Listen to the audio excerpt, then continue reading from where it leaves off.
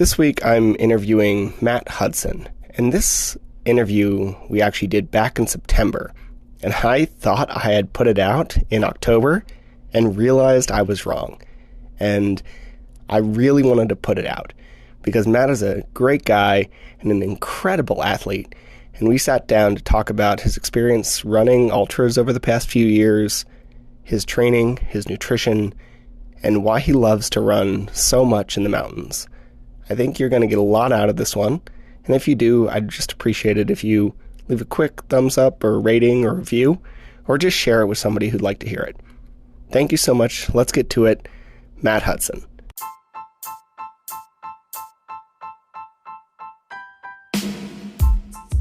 Welcome to the Eat Well, Sleep Great, Run Far podcast. My name is Will Frantz, and I'm here to help you go farther, faster, and longer without injuries, gut problems, or giving up your favorite foods. This week on the podcast, I have Matt Hutson. He is a runner I met earlier this spring and been training for recent effort at the IMTUF 100. And he has been gracious enough to come on and chat with us a little bit about running the mountains and running really long distances. So thanks, Matt. I appreciate it. Yeah, thanks for having me. Yeah, of course. How did you get into running ultras? It was kind of a slow progression. I was introduced to the rut mountain runs in Big Sky, Montana, and I ran their 11K with one of my buddies, and I enjoyed it. And then from there, they also had bigger races, so I started running their other races and finally made it to their 50K and ran their 50K and kind of just fell in love with the sport through natural progression. That's awesome, dude. How long ago was that? 2015, I think, was the first year I ran the rut. That's awesome, man. So not too long ago. No, probably ultras 2018, 2019. Legit, dude. And like, what have you, other than the rut, what have you run so far? So I've ran the rut mountain runs, done the Beaverhead endurance races out of Idaho. And that's their 55K race. I've done the Wilson Creek Frozen 50K, the Hurl Elkhorn 50K up here in Helena, Montana. Nice, dude. Also done a bunch of the Mad Moose 50 miler events. I've done a few of those. I'm gonna do one of those later, like in 2 months, man. That'll be fun. It'll be something. Yeah, hopefully more fun than not. So like, how was the 55K for the Beaverhead? I actually had someone do it earlier this summer, the 100K version. How was the 55? 55K is fun. Yeah. I wish I would have been better prepared. It was one of those situations we drove.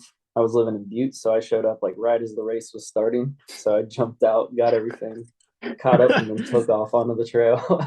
But very pretty. It's a very neat trail, and just being right there in that mountain range is awesome. You get some really cool exposure. It's cool, man. That race. Yeah, even the 55 like runs up the Continental Divide still, right? Yeah. Oh yeah. Yep. Right there between Montana and Idaho. So it's a really neat trail. That's legit.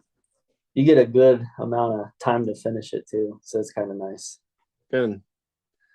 You mentioned Mad Moose. That's kind of where we met. So you and I met at what was it, Behind the Rocks back in March? Yep, Behind the Rocks. Awesome. Yeah, how was that? Like, how was that race? I know you can get to eventually how we met, but how was it up until that point? I don't think I actually knew too much about how the first however long went. So that race was going really well. Other than the fact I was coming from Montana to southern Utah, and that temperature spike that you guys had that weekend was quite ridiculous from where I was coming from. The whole Southwest got trucked. Yeah. Yeah, I was not ready for that. Yeah. And so the race was going good up until probably around mile 32, I think, when I came through that aid station. Yep. I puked like 2 liters of water, 3 liters of water. It was just decided to keep going, and then that's where I met you at 34. But Hmm. that race was it was kind of going pretty much as predicted up until I got sick there at 32. Yeah. I mean, there's a like 20-degree unexpected temperature hike in the Yeah, span of a day. And not that was here, not to mention like coming down from farther north. I'm sure that the heat just destroyed you. yeah. I think it was -20 the week before the race where I was at. The race is like 90 or some shit. That's Yeah, ridiculous. so it Okay. was quite hot there. Yeah. No option to even convert to that. Cool. So yeah, man, you and I met and chatted a little bit, worked on some like heat exhaustion stuff there. And then you and I like got talking afterwards, and you said you wanted to run what the IMTUF 100 up in Idaho. Yep. And tell me a little bit about that. This is not your like first go at it. So why that race? Like why does that one draw you? All that stuff. So my logic on running ultras, if you're going to do an ultra, you got to do something that's really going to challenge you and push you. I That's appreciate that. Yeah, that's that's kind of fair. why I got into the sport. Oh yeah. One of the reasons, and that is close to home. It's not too far from me, and the vert was good on it, and it was a qualifier for hard rock, so that was kind of a plus. And so we thought we'd give a shot at it. And this is a fun race. It's a big mountain race and small little towns. I kind of like the small local ultra running community that Montana and Idaho bring because Yeah, it's low key. It's kind of nice. sure, man. I mean, not a whole lot of people up there. So I feel like it's probably pretty tight knit. Yeah, you do see a lot of the same faces, especially at a lot of the Montana races. It's a Cool. lot of the same people running the races again. That's awesome, dude. But yeah, we just got a crazy 100 race that I'm going to go for next year. So Which which one are you going for? the crazy 100-mile Oh, it's race. literally called the Crazy 100. Yeah, it's in the crazy mountains. Oh, So cool. yeah, Yeah. that's Okay. why it's the craziest. How far is that from you? That's about an hour and a half. So that one's in my Cool. backyard, basically. Yeah, it's not bad at all. Fair enough. Yeah, So like the I am tough. It's 100 miles, like 22,000 feet of elevation, something like that. yeah, it's around there. And Yeah. I'd use 100 miles loosely. It's over 100 miles. I feel like they're always like kind of vague on the as long as it's Yeah, close. Yeah, fair enough. you can get So 12 miles for free. uh, yeah, that's a way to phrase it, I guess. So if we're looking at that race, I think the thing that really set apart from some is that you have a really long space between some of the aid stations. I Yeah, think, that so you go roughly, they say it's 15 to 16 miles, but it's closer to like 17 to 18 to one of the yeah, crew stations from 30 to, they say it's 47. It's not 47, it's closer to 49. yeah, Um, and then from there, that's an aid station in the middle of nowhere. And then from there, you go to your crew station, which is another 10 miles away. yeah. I mean, looking at it, it looked like there was at least I don't know 20 plus between a couple of them. And so, how do you prep for going that long without being able to refuel or rehydrate or do all that stuff? Like, what kind of gear do you have to carry for that? So normally what I do, um, I'll run with two water bottles on the chest, and then so two 600 milliliter water bottles on the chest, and then 1.2 liters of water on my back. And then for my food, I was bringing, as we discussed, about 250 calories per hour of running. So that Yep. was honey stinger gel along with some gummies. And then I had some beef jerky and along with some salt caps too. Cool. Yeah. With the I'm tough. Like, how was the race? Race was a lot of fun. It's always a good time. People up there are a lot of fun. Uh, the race is great. it's one of the reasons I like going back. I like that race because it's straight up, straight down, straight up, straight down. And Yeah. not a lot of time to just span out on long flats. Mm-hmm. And so you're submerged in the mountains. It's a very rugged area. Last year there was wolves howling off in the distance, and it's really neat area. You see a lot of wildlife. You see a lot of deer. That's awesome, dude. Yeah, so it's a neat backcountry mountain running trail Good. race. And how did it end up turning out? So everything was going good up until mile 30. I might have been coming in a little hot, but I felt really good. Everything was going fine. Yep. Nutrition was pretty much on point. Mm-hmm. And then I didn't take into the account the amount of sodium that a turkey sandwich was going to push into my body. Yeah. So I took in that turkey sandwich and then hit back on the trail and felt amazing up until about mile 35. And then it felt like I was walking drunk almost. Sure. And I was like, this is not right. Something's wrong. Mm-hmm. Kept pushing it a little bit, got to mile 36, and then started getting sick. Yeah. At that point, I was like, all right, I got to slow down, start really focusing on just getting to the next aid station and not worry about my position anymore. So we get to the next aid station, and I still haven't stopped getting sick, and I wasn't able to hold anything down, and was working with the crew and the medics there, and they were getting a little concerned about me, and they wanted to evacuate me. They're giving me an IV and evacuate me, and I told them no, it's not necessary. That I'll make this work. I feel like they don't know you too well. Fair. Yeah, and they kept me there for another 3 hours, pretty much up until the aid station was about to close. And I told them I still didn't want to drop, and so they pulled me from the race. So, but they weren't really letting me leave the aid station until I had some food in me, which it's reasonable. That next section, it's very easy to get lost in. So, yeah, I get that. And I mean, it's probably a smart call, but still deeply frustrating. You crush your training, and I mean, it's just the hydration thing's hard, man. It really is. Yeah. It's like a hard thing to dial in.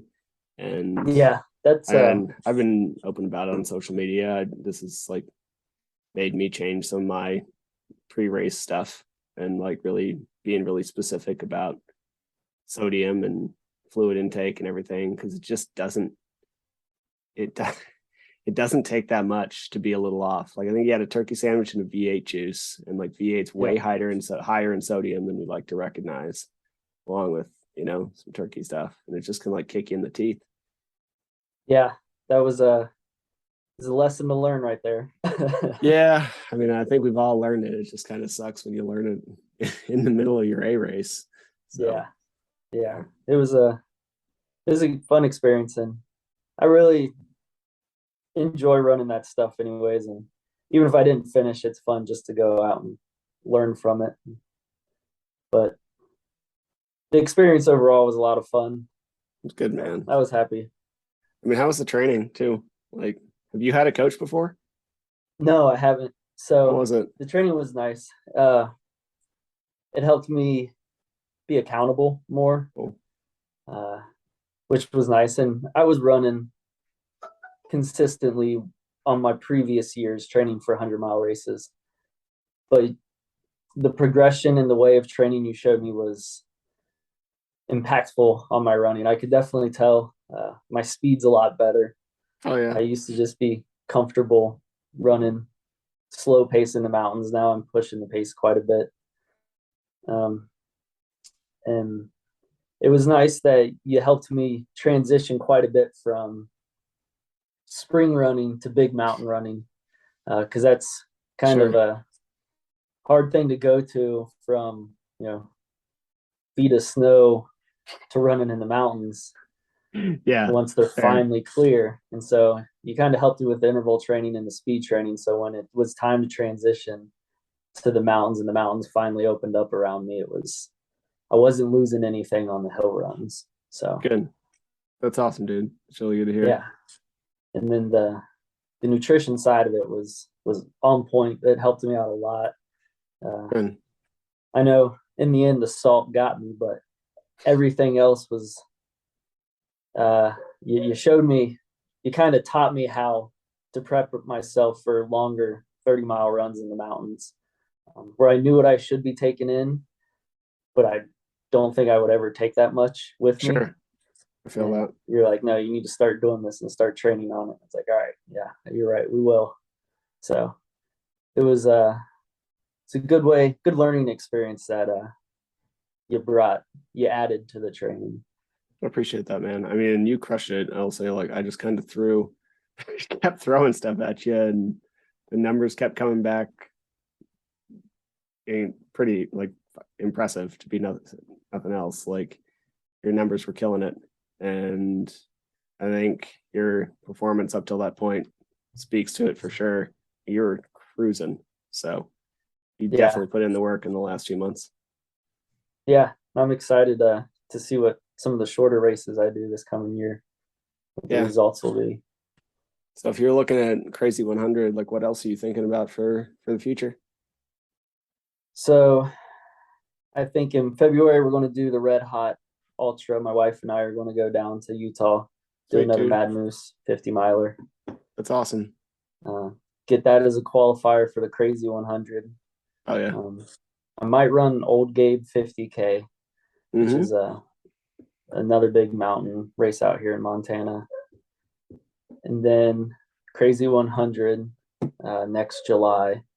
And then looking at possibly doing the Rut Trifecta coming September, which is their vertical climb race, then their 28K race, and their 50K race in 3 days. And it's like 25,000 feet of gain or something like that over 52 miles. That's so much.